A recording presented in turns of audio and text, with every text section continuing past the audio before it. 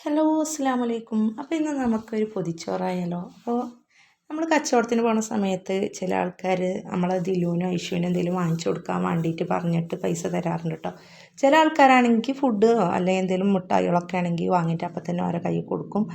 ചില ആൾക്കാർ ധൃതിയിലൊക്കെ കയറാം. അപ്പോൾ അവർ പൈസ തന്നിട്ട് അവർക്ക് എന്തായാലും വാങ്ങിച്ചു കൊടുക്കണം, നമ്മൾ വാങ്ങിച്ചു കൊടുക്കുക തന്നെ വേണം. അങ്ങനെ ആത്മാർത്ഥതയിൽ പറയുമ്പോൾ അപ്പോൾ പിന്നെ നമ്മൾ വാങ്ങിച്ചു കൊടുക്കണമല്ലോ, അങ്ങനെ പറയട്ടോ.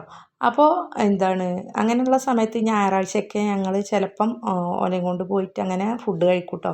അങ്ങനെ ഇന്ന് നമ്മൾ പൊതിച്ചോറ് കഴിക്കാമെന്ന് കരുതിയിട്ടോ. ഇവിടെ ഒരു ഹോട്ടലിൽ അവിടെ എഴുതി വെച്ചിട്ടുണ്ട് നല്ല നാടൻ പൊതിച്ചോറ് എന്ന് എഴുതി വെച്ചിട്ടുണ്ട്. അപ്പോൾ എന്നാൽ അതൊന്ന് കഴിച്ചു നോക്കാം കരുതിയിട്ടോ.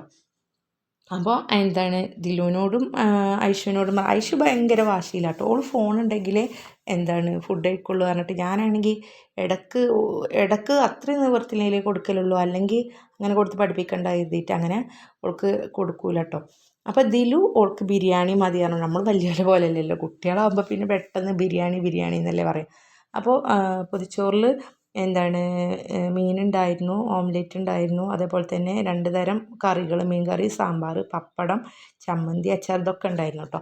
അപ്പോൾ ദിലു നല്ല ചിക്കൻ ബിരിയാണി കഴിച്ചു, ഞാനൊക്കെ പൊതിച്ചോറ് കഴിച്ചു. ഐഷു രണ്ടും കഴിക്കാതെ വാശി പിടിച്ചിരിക്കുക കേട്ടോ. അവസാനം രക്ഷയില്ലായിട്ട് ഓളെ ഫോൺ കൊടുത്തിട്ടാണ് കേട്ടോ കഴിപ്പിച്ചത്.